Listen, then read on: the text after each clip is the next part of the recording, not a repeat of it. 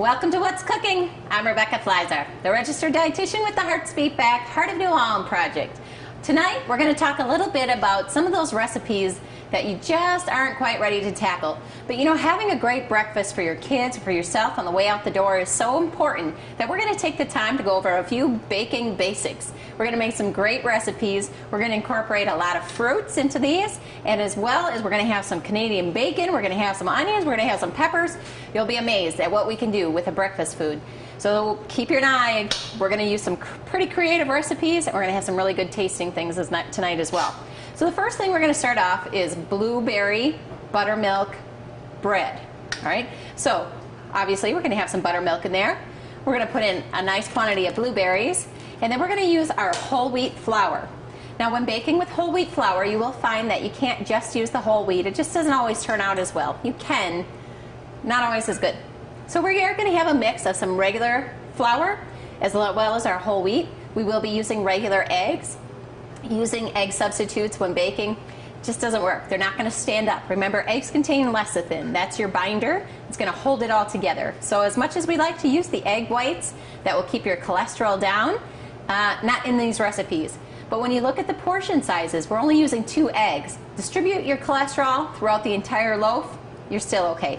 All right, we're going to use some brown sugar, some baking powder, and a little bit of cinnamon. One of our best heart-healthy herbs that you can find. So using cinnamon, great idea. So let's go ahead and get started. For this, we're going to use about 3/4 cup of buttermilk. We're going to just put it right into the measuring cup here, instead of dirtying another pan. From there, we're going to use about 3/4 cup of packed brown sugar. I have that already measured out for us. We're going to add that in. Maybe give it a little mix up as we go. Now, a lot of times when we bake, we think, well, baked goods just aren't going to fit into our diet. But by switching out a few of our ingredients, limiting the amount of fats that we're using, you know, you can really come up with a great recipe. Okay, next we're going to go with just a 1/4 cup of canola oil. I'm going to grab that. We'll add that in as well. Canola oil is going to help bring up your good cholesterol and keep down your bad. It does have the mono and polyunsaturated fats, so that's what we're looking for. But remember, it still does contain calories, so we always use that in a limited portion. All right, we're going to add our eggs in there. Like I said, we're using the whole egg. We'll be using 2 large eggs. And I have found the secret to most baking recipes really is to mix all of your wet ingredients first and then fold it into your fully completed dry mix. So we're going to do it that way. It seems to turn out a little bit better. All right, then we can mash up our bananas, and we're going to scoop those in there as well.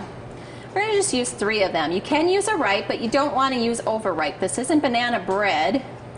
We're just going to use some regularly ripe, not green bananas. All right. When they get overripe, they get very soft, and they're not going to give us the consistency in this bread that we need. Finish that up. Now let's add those into our wet goods as well, and we'll mix that up. All right. So this is going to be the base of it. The next thing we're going to be using is the filler. That will be our flours, a little bit of baking powder. The cinnamon is going to definitely have its own flavor as well. That's going to be very distinct. Now, if you like that flavor of cinnamon, go ahead and add a little bit more and really spice it up just a bit. Okay, so what we're going to do is we're going to use 1 cup of all-purpose. All right. Get that in there. Again, if you follow a diabetic diet, be sure to count this in. Watch your portion sizes. Flour is one of our primary sources of carbohydrate in the typical diet. And then we're going to add in our whole wheat flour. Right? So this is going to be filling in your whole grains. We want to make sure we try to keep that in our diet as much as possible. And we're going to use 1 1/4 cup. Now, when baking, it seems we're going through these recipes very quickly, and trying to keep up with the ingredient list might be a little bit of a challenge. all of our recipes are available to you online at heartsbeatback.org. So you can set your pen down, enjoy the show, and find your recipe when we're done. All right, we're going to add in our baking powder, and then we're going to add in our cinnamon. Now, one other spice you might want to add into this recipe would be some nutmeg. That would add some great flavor as well. We are going to use just a little bit of salt in this. Remember, as we disperse our portion sizes, will be just fine. Salt is going to give it that extra little flavor that we need. All right, so let's mix this up and prepare to mix them together. You know, baking seems to be a lost art. We're quick to buy those pre-made baked goods. They seem to taste great and are easy and convenient. But we're losing a lot of our nutrition by doing that. And many of us find that we don't tolerate those as well and maybe think that we're gluten intolerant when really it is that the wheat hasn't been manipulated enough. So if you feel like you just don't tolerate gluten very well, you know, consider looking at some homemade baked goods or from a true bakery chef. You might find that your tolerance can go way back up. All right, we folded those in together.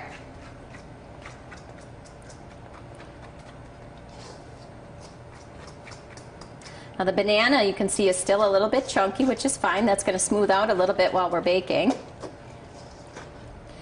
You know, oftentimes when we talk about eating heart healthy, we think only of eating fruits and vegetables. And we do encourage you on the Mediterranean diet to consume 7 to 9 fruits and vegetables per day. But we can't eliminate all of those foods that we really enjoy. Make sure you keep baked goods and other snacks in your diet. By trying to restrict yourself too much, we find that people give up and go back to a very, very unhealthy way of eating. So everything in moderation or with modifications can be kept into the diet. A great banana blueberry bread like this is delicious, satisfying, and still meets our heart healthy guidelines. All right, so we've got this pretty well mixed up. Now we're just going to fold in our blueberries. Now the recipe calls for about 1 cup. When I make this bread, I like to add a little bit more. These are really the flavor source here. So that's going to be about 1 cup, and I like to throw the rest of them in there just for the flavor. When you're folding these in, you want to take your time so as not to break the blueberries apart. We'll continue to mix that in. We still have a little flour on the bottom. That's all right. We're going to keep mixing that in there. Softly fold these blueberries in. And you can see that in a short amount of time here, we've put this together, and this is going to turn out to be a beautiful bread. I'm going to go ahead and get it in this pan and throw it in the oven. We'll come back with our second recipe and a look at our completed project. All right, so we are back. We have finished our blueberry banana bread, and here you go. This is our final product here. I've taken it out of the oven, let it set, and cut it up. You can see there's heavy blueberries in here, lots of soft, moist points here. This bread is just going to crumble in your mouth and is absolutely delicious. It's nice golden brown on the outside, and that's what you're looking for.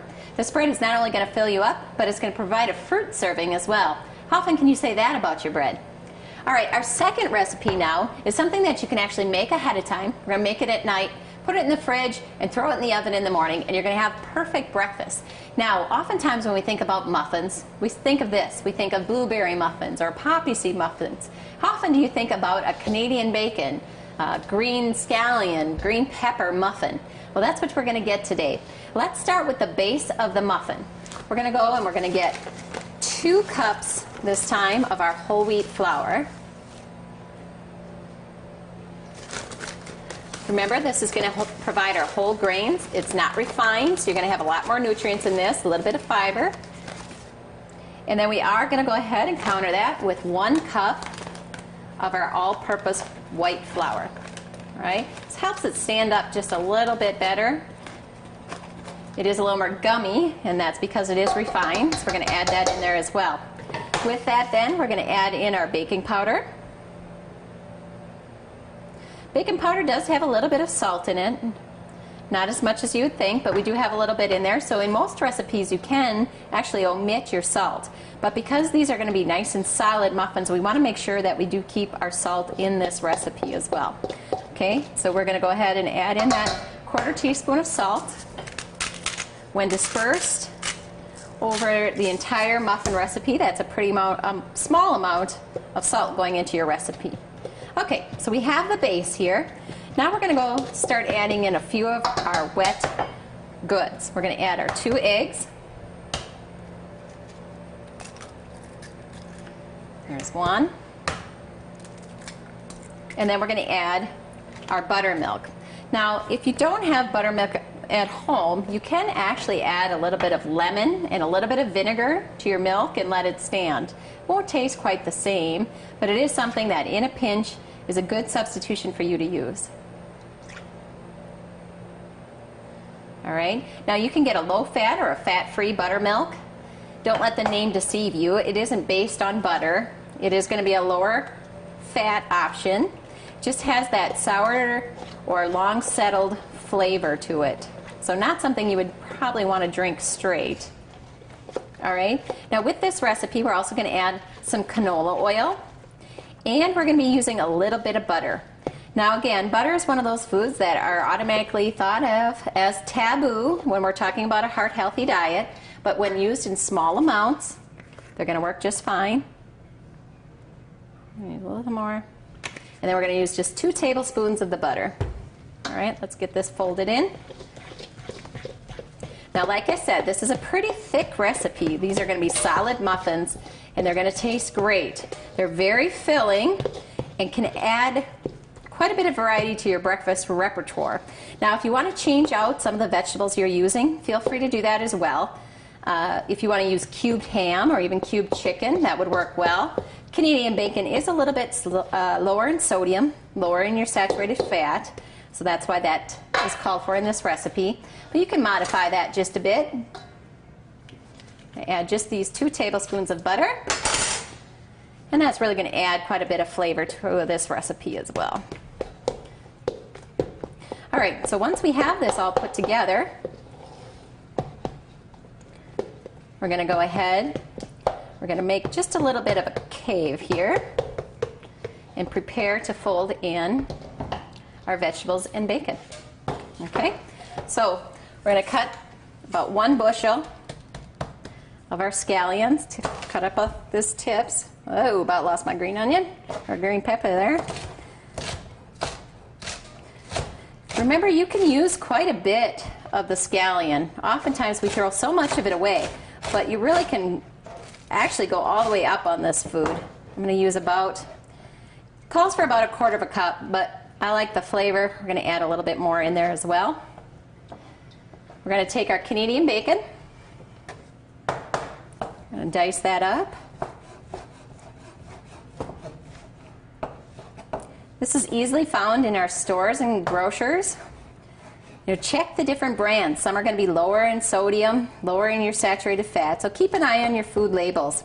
If you're not comfortable with reading food labels, feel free to visit us at heartsbeatback.org and take a grocery store tour and learn to read labels. You can find all of that in our education section at heartsbeatback.org. And the last ingredient we're going to add in here from our vegetable group is going to be our green peppers. Now these are a little bit more mild. The standard recipe does call for red peppers, but feel free to switch that out any way you'd like. I like to julienne those and then dice them up and add them in.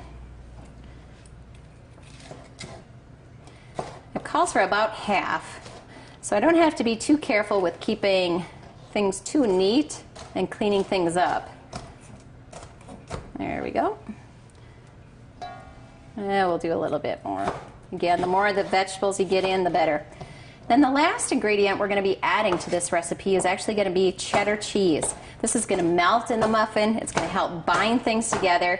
And of course, anytime we're using cheese, we're adding some pretty delicious flavor. I have picked up the reduced fat cheddar cheese to help keep our calorie count low. It's a little bit lower in sodium and again in our saturated fat. So we're going to add in about 1/2 cup of that as well.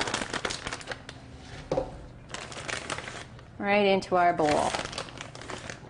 Now, when we have these all piled together, we're just going to blend it all up, just like you would do any other ingredient in your muffin mix. You can see Gonna have a lot of delicious flavor. So you're basically getting your muffin, your bacon, and your vegetables all in one time. So you're getting your grains, your protein, and your vegetables in one little muffin. All right, so once we have folded all that together, we simply need to put it into our baking cups, and these are ready for the oven. All right? Now the trick with this, normally with a muffin you only fill it half full. These are not going to rise at all. So we're going to fill them almost completely to the top of our muffin tray here. All right? So you're going to fill it to the top. This is enough to make between 18 and 24 muffins. Again, make this batter the night before. In the morning, simply get up, fill your muffin tray, stick them in the oven, and you're ready to go. This is a great way to send the kids out the door or to get yourself off to a great start. Breakfast is the most important meal of the day, so make sure you're not skipping it. Plan ahead, and you too can have some delicious muffins. And that's it. That's this week's episode of What's Cooking. I'll see you next week.